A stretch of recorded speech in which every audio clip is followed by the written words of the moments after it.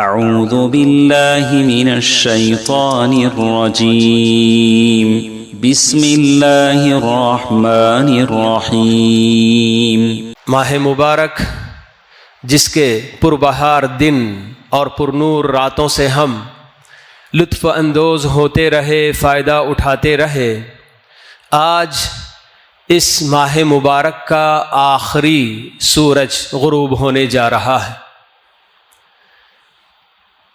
اللہ رب العالمین کا بے پناہ شکر و احسان کہ اس نے ہمیں اس ماہ مبارک کے 30 دن اور 30 راتیں اللہ رب العالمین نے ہمیں عطا کیے، اور اس سے فائدہ اٹھانے کی اللہ رب العالمین نے ہمیں توفیق سے بھی نوازا۔ رمضان مبارک سے بہت ہم نے سبق سیکھا ہے، اور اس ماہ مبارک کے رخصت ہوتے ہوئے جو ایک اہم سبق ہمیں سیکھنا ہے وہ یہی کہ اس ماہ مبارک سے جو کچھ بھی ہم نے اب تک سیکھا ہے، آئندہ اس پر برقرار رہنے کی کوشش کرنا ہے۔ یہ بھی ایک بہت اہم سبق ہوتا ہے۔ ہمارا اپنا دین ہمیں ہمیشہ یہ تعلیم دیتا ہے، رہنمائی کرتا ہے کہ ہم جو بھی عبادت کر لیں، اللہ رب العالمین کے آگے اپنے آپ کو کم تر جانے اور جھکا کر رکھیں، کبھی کسی بھی عبادت کے انجام دینے پر غرور اور تکبر نہ کریں۔ اسی لیے اللہ رب العالمین نے اس ماہ مبارک میں کتنی نعمتوں سے ہمیں نوازا، صیام و قیام کی نعمتیں، تلاوت کلام پاک کی نعمتیں، اور تراویح کی نماز میں کھڑے ہو کر قرآن کی تکمیل کی نعمت سے اللہ رب العالمین نے ہمیں نوازا۔ بہت ساری نعمتیں، بہت ساری عبادتیں اور طاعات کے کام ہم نے انجام دیے، مگر اس کے باوجود بھی ہمیں اللہ رب العالمین سے گڑ گڑا کر دعا ہی کرنا ہے، اور یہ اعتراف کرنا ہے کہ پروردگارا، ہم نے جو بھی کیا ہے اس کے اندر ضرور خلل ہوگا، ضرور اس میں کمی رہے گی، مگر تو اپنے فضل و کرم سے ان خامیوں کو، کمیوں کو نظر انداز کر کے ہماری عبادتوں کو شرف قبولیت سے نواز دے۔ یہ اللہ تعالیٰ سے دعا کرنے کا وقت ہے۔ حضرات و خواتین، ہمارا اپنا یہ دین یا ہمارے اس ماہ مبارک سے جو ایک اہم سبق ہم لوگوں نے لیا وہ یہ کہ آدمی صرف اپنے لیے نہ جیے، بلکہ دوسروں کے لیے بھی جینے کی اس کے اندر ولولہ پیدا ہونا چاہیے، جذبہ پیدا ہونا چاہیے۔ یقیناً ماہ مبارک رمضان میں بہت سارے حیثیت والے بندے جنہوں نے بھوک اور پیاس کی شدت محسوس کی، 14 گھنٹے 13 گھنٹے روزہ رکھتے ہوئے یقیناً بھوک اور پیاس کی شدت سے وہ گزرے ہیں، تو ایسے میں ان کو یہ ضرور خیال ہوگا کہ ہم سے یا ہمارے اپنے کتنے ایسے مسلمان بھائی بہن ہوں گے کہ جو صرف ماہ مبارک رمضان کے 30 روزے نہیں بلکہ ان کی بھوک پیاس کا سلسلہ اور بھی لمبا ہوتا ہے، اور سال کا زیادہ تر وقت ان کا اسی طرح سے بھوک اور پیاس میں گزر جاتا ہے۔ ہم تو پھر بھی 30 دن روزہ رکھتے ہوئے مغرب کی اذان کا انتظار کرتے ہیں کہ انواع و اقسام کے کھانے جوڑ کر سامنے رکھ کر جیسے ہی اذان ہوتی ہے تو اس سے لطف اندوز ہوتے ہیں، کھانے پینے پر ہماری اپنی توجہ ہو جاتی ہے۔ مگر یہ ایسے بندے ہیں کہ جو مغرب کی اذان کا انہیں کوئی انتظار نہیں ہوتا ہے، کہ ہمیشہ ان کے اپنی زندگی میں زیادہ تر وقت اسی طرح سے بھوک و پیاس سے گزرتا ہے، تو ایسے میں یقیناً ان کی طرف آگے بڑھنا اور ان کی ضرورتوں کو پوری کرنے کی کوشش کرنا، یہ ہمارے اپنے دین کا ایک بہت اعلیٰ کردار ہوتا ہے۔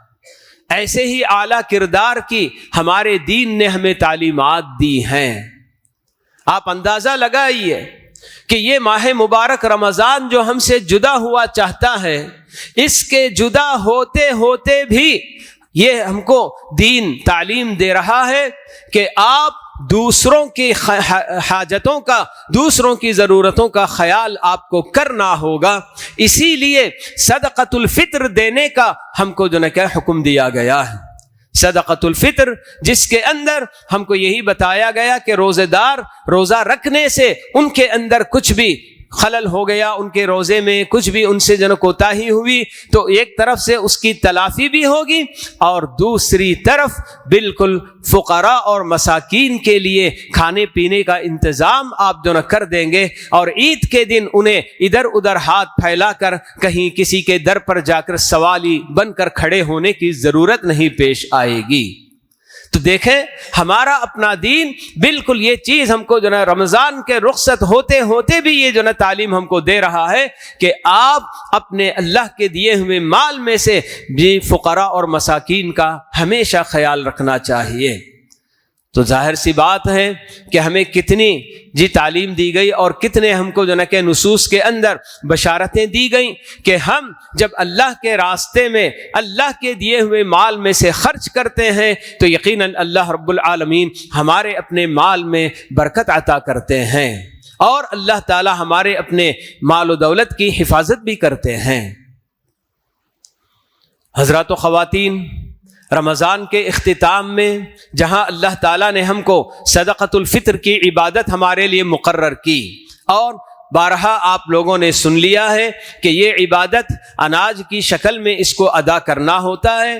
2.5 کلو ایک آدمی کی طرف سے اناج ادا کیا جائے گا، چاہے وہ چاول کی شکل میں، گیہوں کی شکل میں، یا کوئی اور آپ اگر کھانے والے جیسے باجرہ، راگی وغیرہ، ہمارے اپنے پاس تو اس کا رواج نہیں، مگر دوسرے اور علاقوں میں یہ بھی چیزیں جو استعمال میں ہوتی ہیں۔ تو المہم 2.5 کلو اناج ایک آدمی کے حساب سے اس کو ادا کرنا ہے۔ اگر گھر میں 4 افراد ہیں تو 4 2.5 کلو ملا کر گویا 10 کلو ان کو اناج فطرے کے طور پر ادا کرنا ہے، اور اس کا وقت عید کی نماز سے پہلے ادا کر دینا لازم ہے کہ عید کی نماز کے بعد اگر ادا کرے کوئی تو وہ عام صدقہ ہوگا، فطرہ نہیں کہلائے گا۔ تو اسی طرح سے اللہ رب العالمین نے جو عبادتیں ہمارے لیے رمضان کے اختتام میں مقرر کی ہیں تو عید کی نماز بھی اللہ رب العالمین نے ہمارے لیے مقرر کی ہیں، اور عید کی نماز اس سے پہلے کچھ اور عبادتیں، خاص کر جیسے ہی آج کا سورج غروب ہوگا تو ہم شوال کی 1 تاریخ میں داخل ہو جائیں گے، اور اسی وقت سے مغرب کے بعد سے برابر تکبیرات کا سلسلہ شروع ہونا چاہیے۔ مسجدوں میں، گھروں میں، بازاروں میں، جہاں بھی ہم رہیں، عید کی نماز شروع ہونے تک برابر یہ سلسلہ جاری رہنا چاہیے۔ عید کی نماز پڑھنے کے بعد تکبیرات کا سلسلہ بند ہو جائے گا، مگر اکثر یہی دیکھا جاتا ہے کہ لوگ ایسے موقع پر بھی شاپنگ میں، اس میں مصروف رہا کرتے ہیں۔ اللہ ماشاء اللہ، اللہ تعالیٰ جن بندوں کو توفیق دیتا ہے اور جو یہ سب باتیں سمجھتے ہیں برابر وہ ان سب باتوں کا اہتمام کرتے ہیں، ورنہ ایک بڑی تعداد مسلمانوں کی عید کی رات بھی، چاند رات بھی بالکل بازاروں میں مٹر گشت کرتے ہوئے اور مختلف اور کاموں میں مصروف نظر آتے ہیں۔ تو یہ جیسے ہی عید کا چاند، خیر بہرحال 29 تاریخ اگر ہوتی ہے نا چاند نظر آتا ہے تو عید کا اعلان ہوتا ہے، اور جب 30 رمضان مکمل ہو جائے تو اس کے بعد تو یقینی طور پر عید کل انشاءاللہ ہو رہی ہے، تو مغرب کے بعد سے ہمارے لیے تکبیرات کا سلسلہ شروع ہو جانا چاہیے۔ ہر فرد اپنے اپنے طور پر بالکل گھر میں صحیح، مسجدوں میں بھی رہیں تو بالکل اس طرح سے عید کی تکبیرات بلند کرتے رہنا چاہیے۔ اور پیارے نبی صلی اللہ علیہ وسلم کی اور بھی بہت ساری سنتیں عید سے متعلق ہمیں بتائی گئی ہیں کہ پیارے نبی صلی اللہ علیہ وسلم عید کے دن پاکی حاصل کر کے، غسل وغیرہ کر کے، اپنے پاس جو بہتر لباس ہوتا ہے وہ پہن کر عیدگاہ جانے کی آپ کوشش کرتے۔ ضروری نہیں کہ آدمی نیا لباس ہی پہن کر جائے،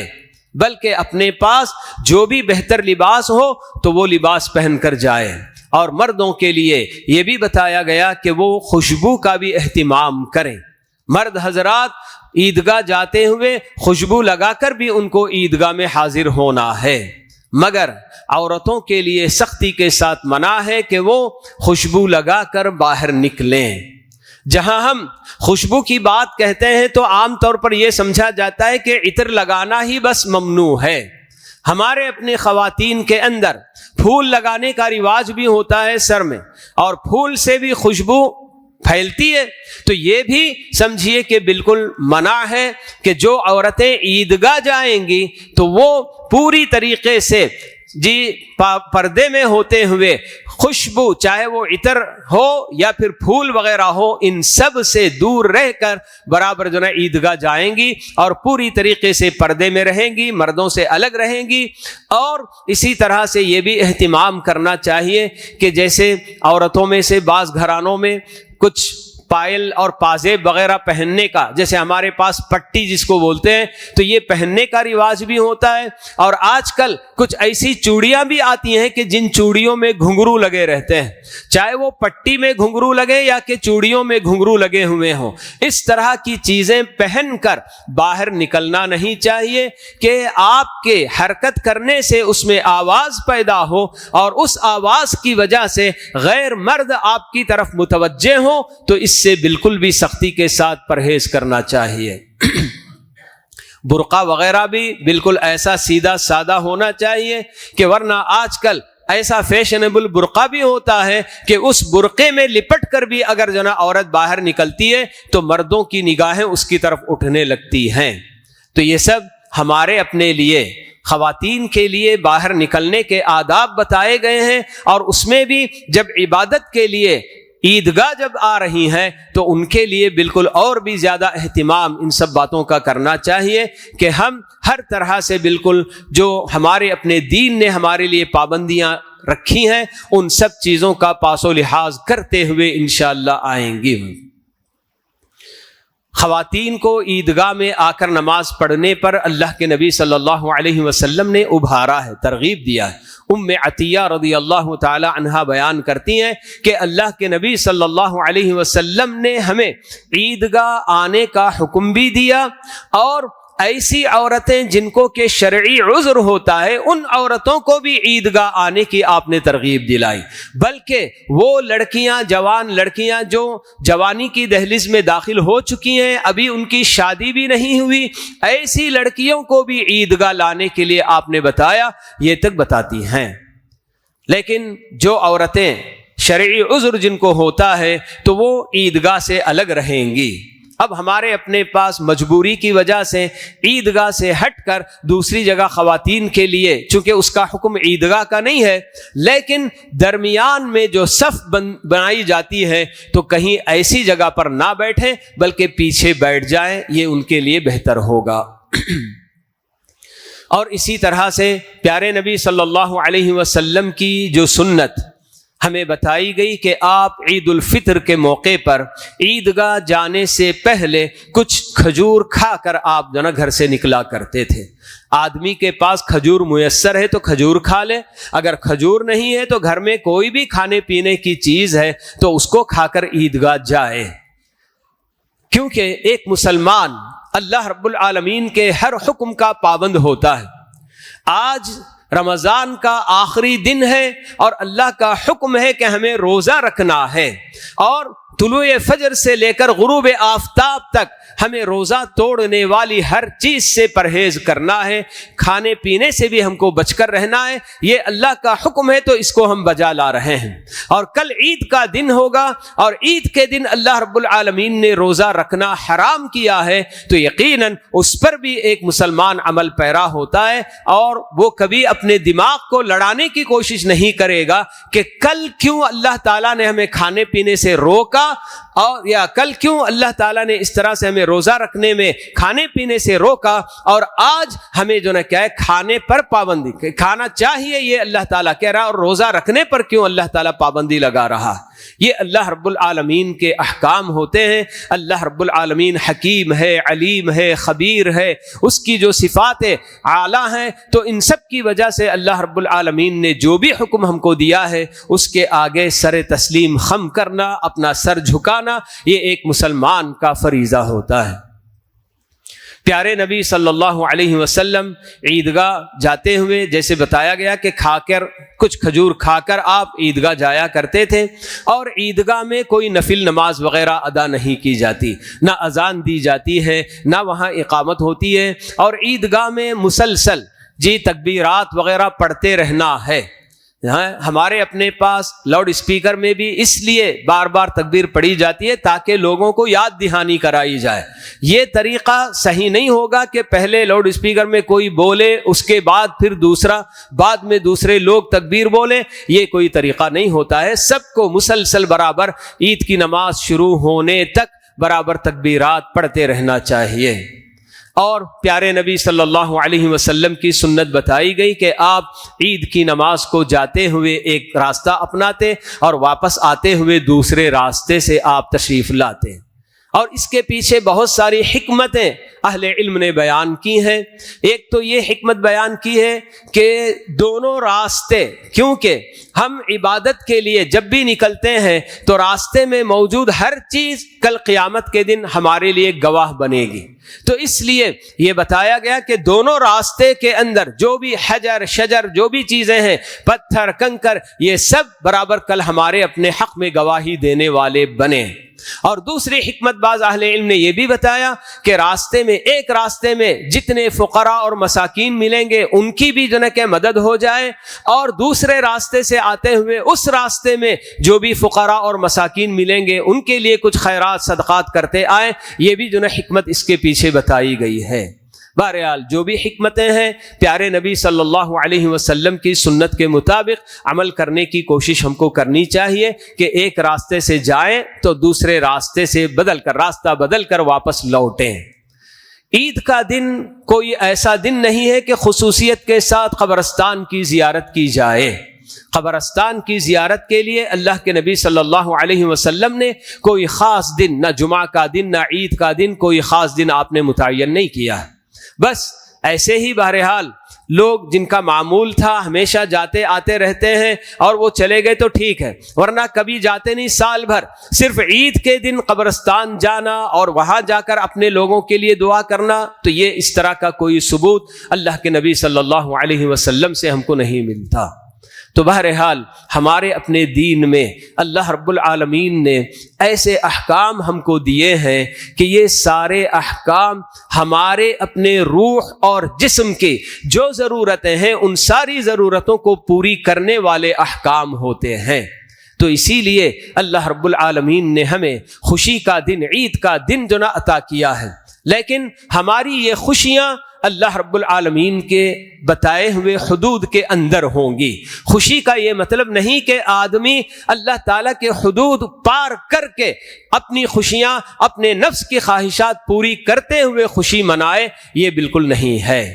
اور عید کے دن جب آپس میں ایک دوسرے سے ملتے ہیں تو عید کی مبارکبادی بھی دیں, اور ساتھ ہی ساتھ جی ہم نے جو کچھ بھی عبادتیں کی ہیں ان عبادتوں کی قبولیت کے لیے ایک دوسرے کے حق میں ہم دعا کرتے ہیں. پیاری ہمارے اپنے اصحاب رسول صلی اللہ علیہ وسلم جب آپس میں ایک دوسرے سے ملتے تو وہ لوگ چھوٹی سی دعا پڑھا کرتے تھے کہ تقبل اللہ منا ومنکم, کہ اللہ تعالی ہماری عبادتوں کو بھی اور آپ کی عبادتوں کو بھی شرف قبولیت سے نوازے. یہ ایک چھوٹی سی دعا جو نا وہ لوگ پڑھا کرتے تھے. تو اسی طرح سے ہم بھی عید کی مبارکبادی دیتے ہوئے ساتھ میں یہ دعا ایک دوسرے کے حق میں ہم کو کرنا چاہیے. یہ سب جو نا کیا ہے مشروع کام ہے, مقرر دین کی جو نا کیا ہے باتیں ہیں. تو بہرحال ہمارا اپنا یہ ماہ مبارک رمضان ہم سے رخصت ہوا چاہتا ہے. یقیناً اس کے پربہار دن اور پرنور راتیں جن میں ہم نے بہت زیادہ اس سے لطف اٹھایا, اور ہمارے اپنے کل قیامت کے دن جو کھاتا ہمارا کھلے گا تو اس کھاتے میں ہم نے بہت ساری چیزوں کا اضافہ کیا ہوگا.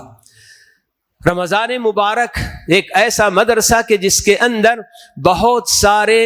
یعنی ایک مہینے کا ایک ٹریننگ کورس سمجھ لیجئے اس ماہ مبارک کو, کہ جس میں بہت سارے سبجیکٹس اس کے اندر ہمارے لیے رکھے گئے تھے. نماز کا ایک سبجیکٹ, روزے کا ایک سبجیکٹ, صدقے اور خیرات کا ایک سبجیکٹ, اور بہترین حسن اخلاق سے پیش آنے کا ایک سبجیکٹ. ایسے بہت سارے سبجیکٹ جو نا ہمارے لیے رکھے گئے, اور کل قیامت کے دن ہم کو پتہ چلے گا کہ ہم نے ہر سبجیکٹ میں کتنا جو نا کہ مارک ہم نے حاصل کیا ہے. نماز کے لیے الگ سے مارک دیا جائے گا، صدقہ اور خیرات کے لیے الگ، یہ سب یقیناً کیا ہے آج ہم کو اس کا اندازہ نہیں ہوگا، لیکن جو بندے واقعی بڑھ چڑھ کر اس سے بھرپور فائدہ اٹھاتے رہے ہیں وہ یقیناً کامیاب ہوں گے، اور جنہوں نے اس میں کوتاہی کی اور غفلت میں انہوں نے یہ سارے دن اور رات گزار دیے، وہاں کل ان کے پاس ندامت اور پچھتاوے کے علاوہ اور کچھ نہیں ہوگا۔ تو ایسے میں واقعی جن کو یہ احساس ہو کہ ہم نے رمضان مبارک میں بہت بڑی غفلت کر دی ہے، تو ایسے میں اگر وہ صدق دل سے اللہ رب العالمین کی طرف رجوع کرتے ہیں، لوٹتے ہیں، توبہ کرتے ہیں، تو انشاءاللہ ان کی توبہ ان کے حق میں بہت مفید ہوگی۔ تو ایسے موقع پر یقیناً ہم نے بہت ساری تبدیلیاں اپنے اندر کی ہیں، تو ان تبدیلیوں کو، جو خوشگوار تبدیلیاں، تو ان تبدیلیوں کو باقی رکھتے ہوئے ہم آئندہ زندگی کے لیے ہم عزم کریں، کیونکہ اللہ رب العالمین ہم کو یہی بتاتے ہیں کہ وَاعْبُدْ رَبَّكَ حَتَّى يَأْتِيَكَ الْيَقِينُ کہہ کر، کہ رب کی بندگی پوری زندگی ہونی چاہیے۔ ایسا نہیں کہ بس رمضان میں ہم نے بندگی کر لیا اور اس کے بعد بندگی کا دفتر ہم نے لپیٹ دیا، یہ نہیں ہونا چاہیے۔ ہمیشہ جب تک ہماری اپنی سانس باقی رہے گی، چلتی رہے گی، برابر اللہ تعالیٰ کی بندگی سے کبھی ہم کو چھٹکارا نہیں ہے۔ تو اللہ تعالیٰ نے اپنے نبی کو بھی یہ حکم دیا کہ وَاعْبُدْ رَبَّكَ حَتَّى يَأْتِيَكَ الْيَقِينُ، کہ اے نبی آپ بالکل کہ موت آنے تک اپنے رب کی بندگی کرتے رہیے۔ تو یہ صرف آپ کے لیے حکم نہیں ہے، آپ کے ذریعے اللہ رب العالمین نے سارے مومن بندوں کو یہی حکم دیا ہوا ہے۔ تو بہرحال رمضان مبارک ہم سے جدا ہوا چاہتا ہے، تو ہم کس طریقے سے اس مہینے کو رخصت کریں گے اور کیسے اس کو الوداع کہیں گے، یہ ہر بندہ اپنی جگہ پر سوچے کہ کس طرح سے صدق دل سے توبہ کر کے، عزم مصمم کر کے کہ آئندہ بھی ہم اسی طرح سے رمضان میں جس طرح کی عبادتوں کا ہم نے مزہ لیا ہے، تو یہ ساری عبادتیں ہماری اپنی زندگی بھر جاری رہیں گی، جاری و ساری رہیں گی۔ اس کا عزم کرتے ہوئے ہمیں ماہ مبارک کو رخصت کرنے کی ضرورت ہے۔ اللہ رب العالمین ہم سب کی صیام و قیام کو اللہ رب العالمین قبول فرمائے، ہماری تلاوتوں کو اللہ رب العالمین قبول فرمائے، اور اس ماہ مبارک میں ہمیں بھی اور ہمارے اپنے فوت شدہ سبھی رشتہ داروں کو اللہ رب العالمین جہنم کی آگ سے آزادی کا پروانہ اللہ رب العالمین ہم سب کو نصیب فرمائے، اور ہمارے اپنے جتنے بھی بیمار ہمارے اپنے رشتہ داروں میں اور سارے عام مسلمانوں میں جو بھی بیمار ہیں، اللہ رب العالمین ان سب کو شفا یاب فرمائے، اور جلد از جلد ان سب کو اللہ رب العالمین تندرستی نصیب فرمائے، شفاء کامل و عاجل اللہ تعالی عطا فرمائے۔ اقول قولی ھذا واستغفر اللہ لی ولکم ولسائر المسلمین من کل ذنب فاستغفروہ انہ ھو الغفور الرحیم۔